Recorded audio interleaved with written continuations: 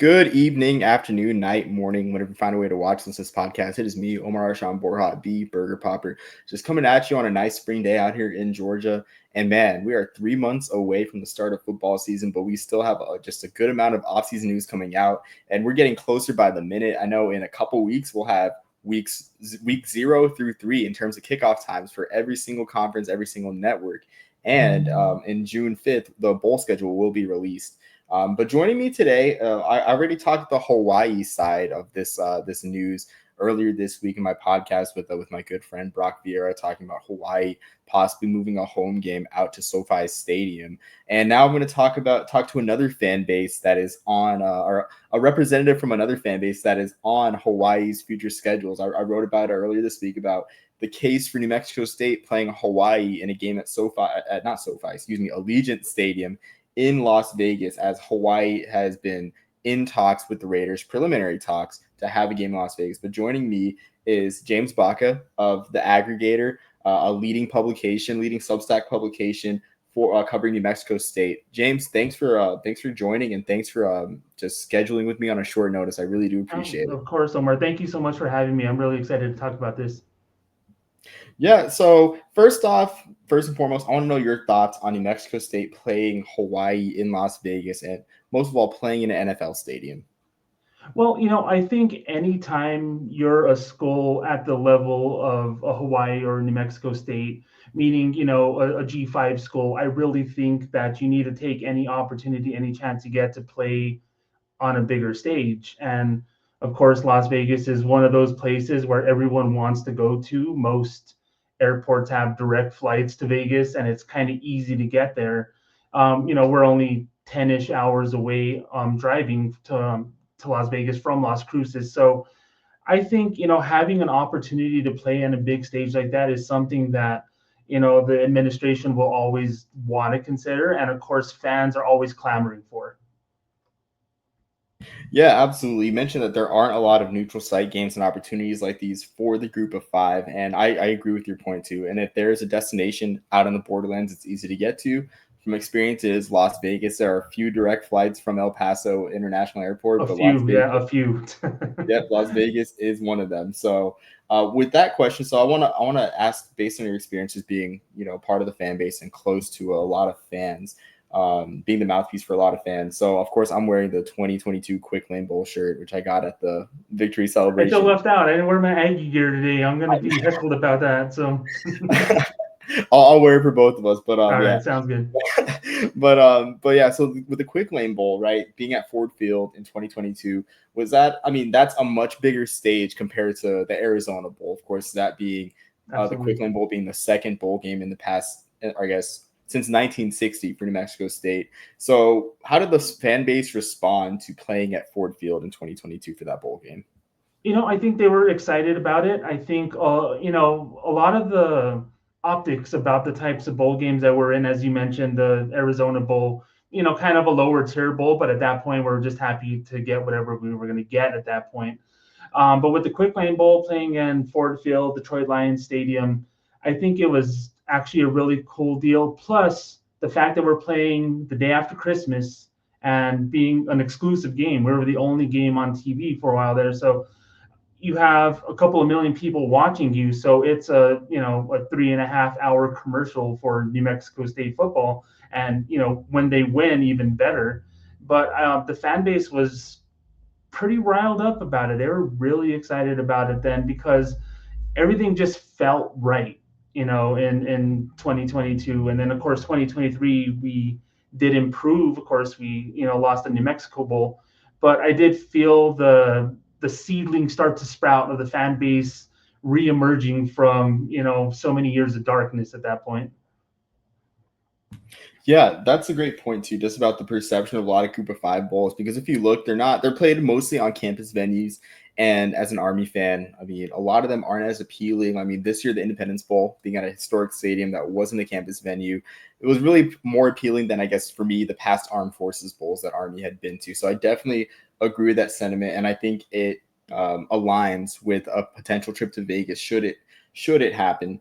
Of course, with Vegas, I mean, you can't mention Las Vegas and New Mexico State without mentioning WAC Vegas, which in a couple, I guess in 2026, we might have the last WAC Vegas ever, sadly, with with what's happening with that conference. But Right. I want to ask from your experience, like how much did NMSU fans enjoy WAC Vegas? And with New Mexico State joining Conference USA, of course, a lot of their tournaments are in the Southeast. How much do New Mexico State fans miss traveling to Vegas? Oh, that's all I hear about, and I actually have been to Vegas over 30 times since I turned 21. I actually wrote a book about Las Vegas about 10 years ago. I was a huge fan of Las Vegas for the event part, the gambling part of it. And I feel that the fans miss that built-in vacation, that built-in, spring break is right around the time for the kids, elementary school, high school, whatever. So they knew that they had that built-in 4 or 5 days that they can go watch their team kind of mill around Vegas in between games and whatnot.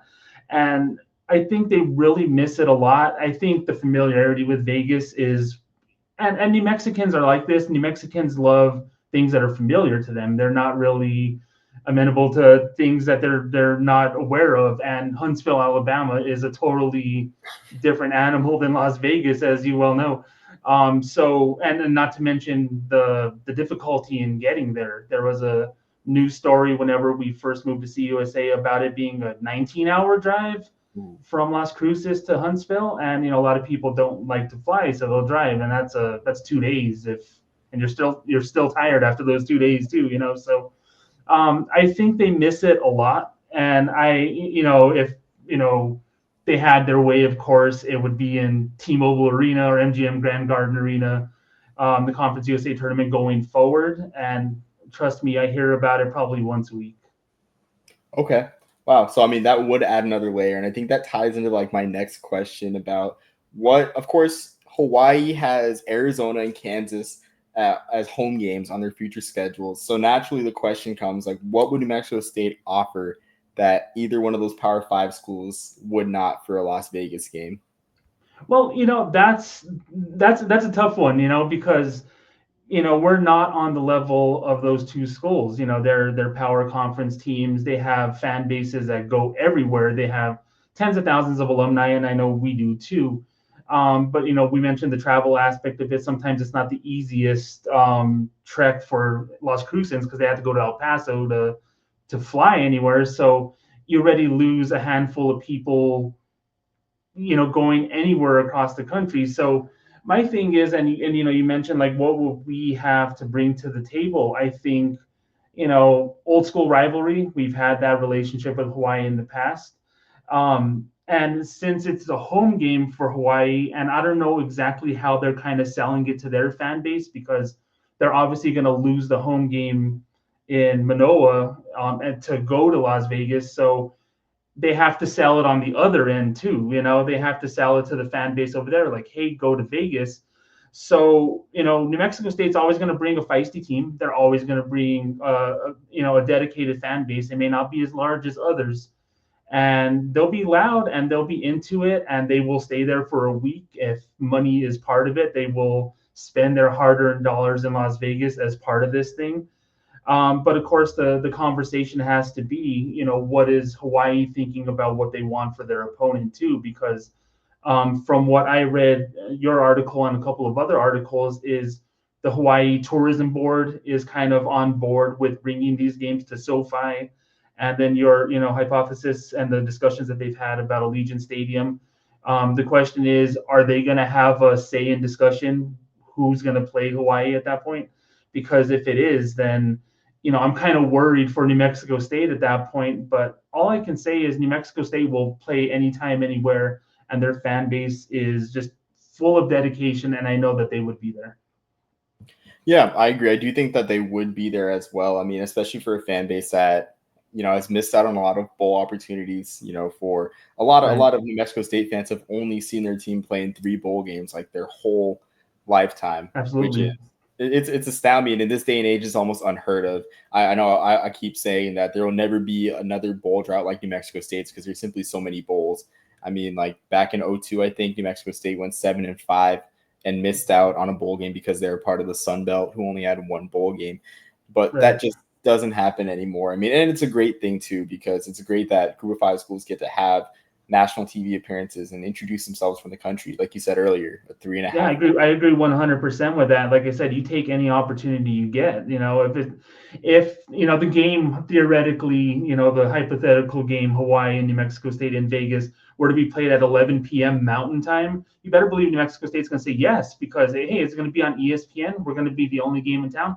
Absolutely, let's do it. You got to be adaptable whenever you're in this level.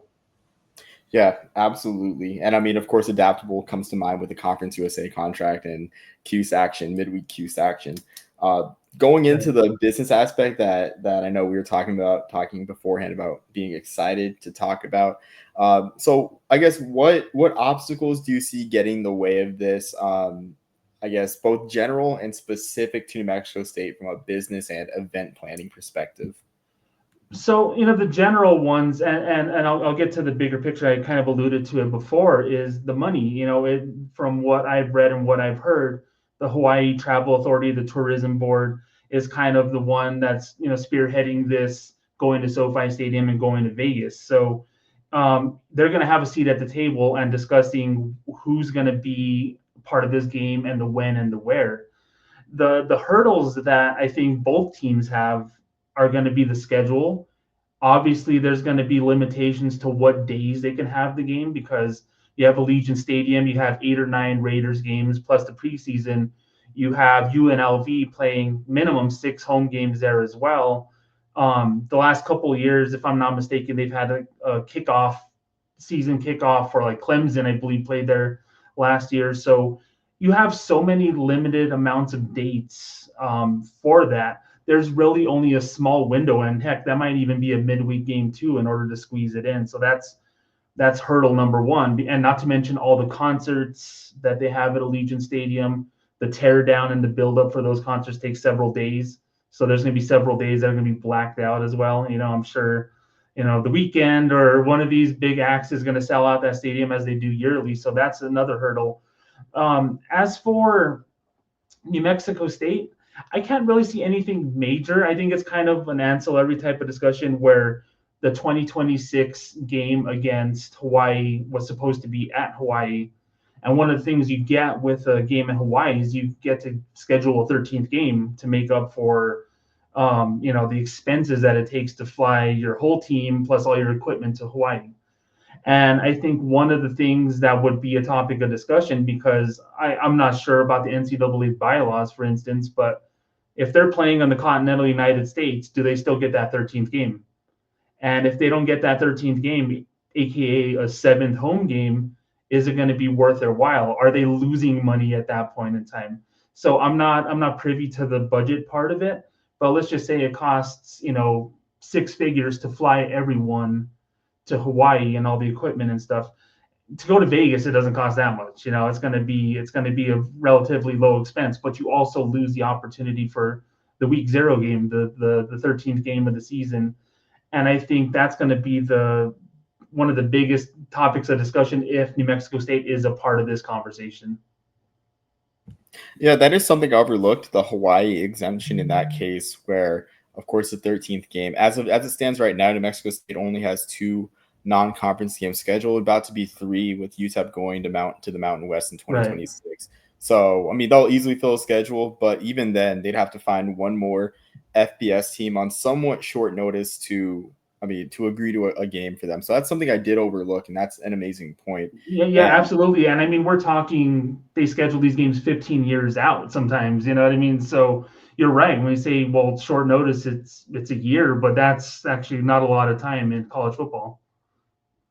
exactly. Like the slots are filling up for sure. So that's something I did overlook. And like you said too, with the amount of events that happen at Allegiant Stadium compared to SoFi Stadium, it is a very tight window. I think I saw yesterday that there's 3 UNLV games that fall on weekends where the Raiders play at home that they're gonna Wow. have to move to Thursdays or Fridays, and that's half of their home schedule as it is. So definitely a lot of challenges there, mostly on the Hawaii side. But very, Absolutely. very good points too. Really, it was really enlightened there. One more question that I do have about, of course, this being the Mountain West. I brought up that New Mexico State playing in Las Vegas could be an audition to UNLV and the Mountain West, with UNLV and Air Force being probably like the main power brokers with the breakdown of the grant of rights, the grant of rights that includes exit fees, with UNLV and Air Force getting 24.5% of the exit fees apiece, so aka half of the exit fees, or a little bit at half. But my question is like, what's the general pulse about New Mexico State rumors to the Mountain West, and how would the fan base respond if if a game in Las Vegas was kind of like a make or break, or an audition for the Mountain West? If you sell it to the fan base as, hey, you know what, go to Las Vegas, we need your support, we need to be there for our team because this might be our best shot, our only shot to prove to the Mountain West or whatever conference may be, down the road, um, getting us invited. I mean, I think that they would show up for that. And of course, it's hard to say with the fan base. I do have some really great readers of my aggregator column that want to stay in Conference USA. I mean, they're like, be happy with what you got type of thing. And, I come from the business world. I worked in banking for 13 years, and you're always wanting to grow. You're always wanting to be bigger and better. Like, hey, today was good, tomorrow should be even better.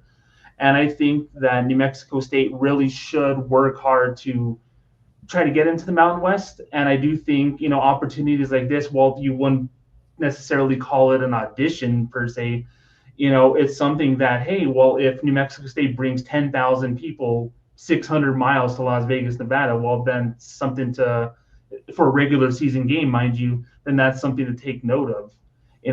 Because at that point, we don't have a lot of opportunities for that because, whenever New Mexico State plays, they're going to play Tennessee this year and they're going to play Texas in 2027, I believe. We're not going to bring 20,000 people to that stadium. There's going to be a little sliver of people, there, and that's not really going to show the world, hey, what can New Mexico State bring? So if there's an opportunity to make it Labor Day weekend or something where people have 4 or 5 days, throw that game in the middle of a little mini vacation for them, I do think people will show up in support of that. And I also think that, the whole world revolves around analytics and data. Working with sports now, you see how obsessed people are with numbers. Having, Ticketmaster data showing, hey, 9,000 people from the state of New Mexico bought tickets to this midweek event against Hawaii or something, that's going to mean something to someone. And that's going to be in some report somewhere. And then that's going to be either a positive or a negative for New Mexico State going forward, and I think that we have the opportunity to reach for bigger things. But I think that, uniformly, I think the fan base needs to get around the fact that, yeah, we're happy with Conference USA, but at the same time, it's okay to look around. And I think, this game happening, if it does happen, I think that it'll actually be really beneficial to the school. Yeah, I definitely agree. And I think that with the situation that New Mexico State was in with independence, like I mean, I assume that there aren't really New Mexico State fans complaining about Conference USA, like you say. But of course, in this day and age with NIL and collectives, like, you're going to want a geographically tighter conference. It just Absolutely. helps out with everything. And now the addition of Delaware does not help out that much, even though Oh yeah, great yeah. program. And that's the thing too. You make a good point about that with our conference rivals, and I mentioned to you off the air that there's a lot of fan bases that are really supportive of not only just their team, but they're supportive of the fan bases of other CUSA schools. I have a lot of readers from Western Kentucky, and they have substantially more NIL than New Mexico State does. For instance, Liberty, far and away, has a lot more. So, trying to, and I'm not sure what Delaware's situation is, but if you put New Mexico State in a more regionally tight conference, like you said, and you're able to sell that to the people as, hey, you're going to face people that you know. I mean, I know who Delaware is, but does the fan base know what the Delaware Blue Hens have to bring to the table in football? Not a lot of people do, or Missouri State for that matter. You know, and I think if you can sell that to the fan base that, hey, you're going to see Hawaii, or you're going to see UNLV or Air Force, you're going to see schools that are in a drivable situation where you can actually make it to the football game, 6 to 8 hour drive or something. I think it's going to be good. I think it would be a positive, and I think if and this is more of the administration and writers like myself and others have to sell people to the fact that, hey, going forward, having these games is actually going to be more beneficial for us because it's going to drum up all those rivalry feelings again.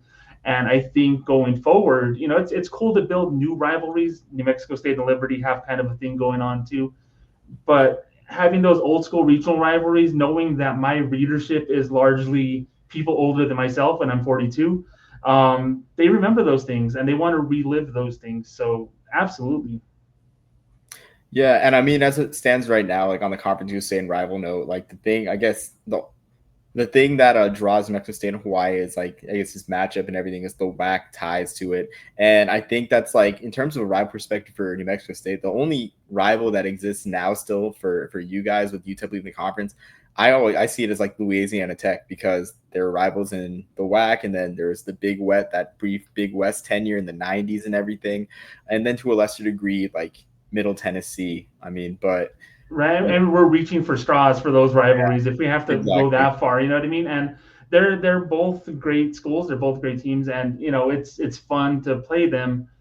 But at the same time, we don't have that bond the way that this town does with UTEP. Like, I'm not from southern New Mexico. I'm from more Lobo country. I'm from the Albuquerque area.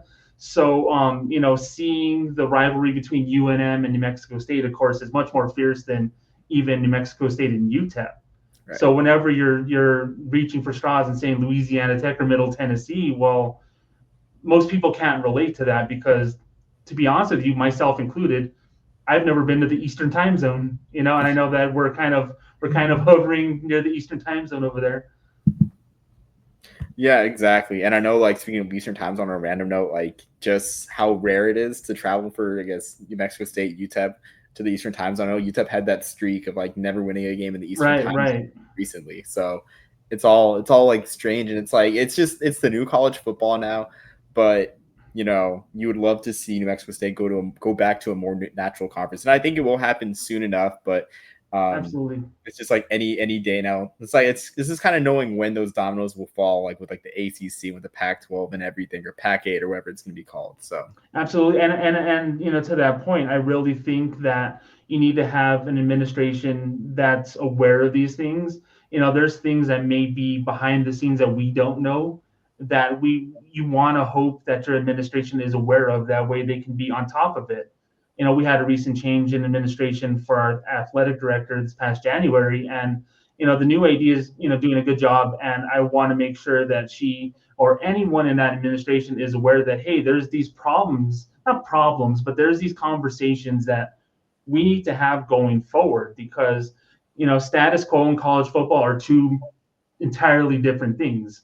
The only constant in college football is change, and I think New Mexico State is well aware of that. I think having Coach Kill for a couple of years actually kind of we dipped our toes into the national football scene a little bit with him, and with Coach Sanchez, he's here. He's a New Mexico State alum. He's been around this program off and on for 3 decades. He's aware of where New Mexico State was in the mid 90s, and he was here whenever the Quick Lane Bowl, the New Mexico Bowl a couple of years ago. He was privy to that, so he's seen the lowest of the lows, and he's seen a 10-win season at New Mexico State, which no one, myself included, ever thought was possible.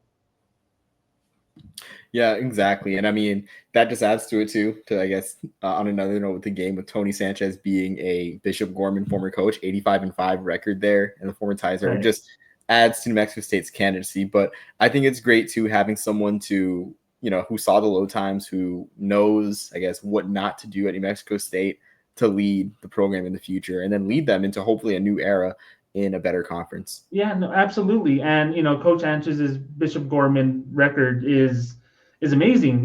This is something that New Mexico State fans should be proud of, because being a player over here, you graduate your people, you want them to do amazing in the outside world, and he wanted to coach, he wanted to teach. I believe he has a master's degree in special education as well, and he's a really bright guy. And having someone like that lead your team, knowing that he has won the national championship for high school several years running. So many people matriculating to college football and the pros for that matter, from his time at Bishop Gorman. And yeah, it's an anomaly because Bishop Gorman is a school with a lot of money. They have a huge budget. They have national TV games. It's not the traditional high school experience, if you will. You still got to play the games, and he won a good chunk of them, as you mentioned as well. So the way that I always see it is it's always good to have someone who knows how to win on your side. And Coach Sanchez, he was here in New Mexico State whenever we weren't so good, but he has had a history of winning since he's left New Mexico State. And last season was rough, and I think he's going to turn the corner. I really do have faith that Tony Sanchez is going to make 2025 a much better year than last year. Yeah, I do too. I mean, Conference USA is just wide open in general, just with the the makeup of the programs, their histories and traditions. So I have no doubt the New Mexico State will either at least be in bowl mix this year or the next year. And I think that's a good positive note to end on. James, do you have anything else you want to promote? I know I mentioned your Substack, the aggregator, earlier on, but if there's anything else you want to add, now's the time. The floor is yours. Okay, well, thank you. I really appreciate this conversation as well. As you mentioned, my column is called Aggregator. It's goaggies.substack.com. You can find me on all social media channels at Notorious Banker. I have another little blog called Consumer Beast. I talk about business news. I talk about ethics. I talk about customer service interactions. It's one of those stream of consciousness things that I just love to write about. I love to write, and being a people person or a forced people person because I was kind of an introvert growing up and I worked at a bank for so many years and I just became a person who loved talking to people. And one of the things that I've actually loved about talking about New Mexico State for this last year and a half is, man, there's so many awesome people out there. And in this day and age, I always say this to my wife. A lot of us don't know how to talk to one another anymore, but that common bond is sports. And when you talk, New Mexico State football, even at a 3-9 season, people's eyes light up. People love hearing about the behind the scenes. They love hearing about what's positive, what can be done better. They love to know about their team. And I got to tell you, one of the things that's been very therapeutic for me in this time is just understanding. I've lived here 15 years. I never got to interact with so many people with sports before.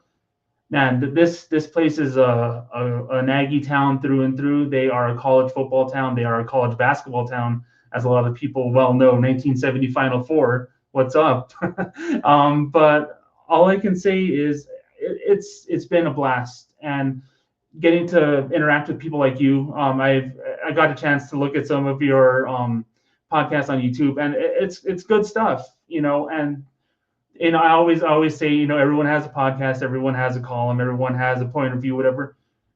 There's some good ones and there's some bad ones, and you, my friend, have a good one. So thank you very much for inviting me today. Wow, thank you so much. It means a lot. I look at some of those viewership, listenership numbers on Spotify and YouTube, and I won't say it gets discouraging, but I know that it's reaching the people that it needs to reach. I mean, like you're saying, like people love when you talk about their team, and so Absolutely, and excuse me to interrupt, but like what I always say is, you can see someone with 200 views on Twitter or 2 million views, but those 200 mean something yeah, whenever you're writing about their team. Those 200 are hanging on your every word. You can have 2.2 million views of a post on there, and it's just people just scrolling through it. You know what I mean? They're not really looking at it. So, when you look at those numbers and you're discouraged, say, you know what? There's some people who are giving me positive feedback, and there's some people who like what I do, and you know what? There's people that appreciate what we do, and there's a lack of good voices in a lot of G5 schools, for instance. I'm thankful to have the opportunity to be one of them, and I'm glad that you're one of them too. thank you. I appreciate it. And of course, thank you for what you do with the aggregator. Like we are talking beforehand, like it was just hard to find New Mexico State voices. I know, like SSN, the Sideline Sportsnet, that's always like an easy cop out for me to find. Oh, this guy knows what they're talking about with like certain Group of Five or FCS team.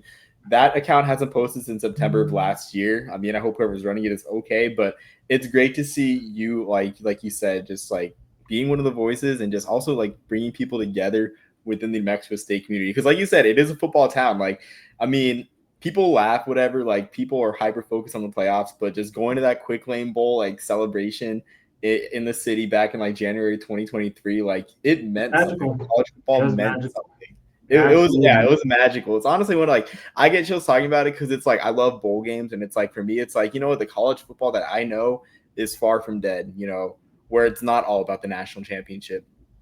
Absolutely, and to that point, covering New Mexico State as I have the last two football seasons, I of course I pay attention to the national stuff, but you get so enthralled in for me in Cincy USA football that I paid attention to Louisiana Tech, I paid attention to Western Kentucky when it was two random schools that weren't my school playing on a Tuesday night on CBS Sports Network. Guess who was tuning in? I was, because you start to develop a relationship and you start to develop this knowledge of all these players on all these other schools, and when you see some of them get drafted or they're playing in Canada or the UFL or whatever, it's cool and you feel proud. You're like, hey, I was a part of this guy's little world because I covered a game against New Mexico State for him, and I think that that's really cool. And it's got a pulse, my friend. Our college football still has a pulse, and we'll be here to revive it if need be.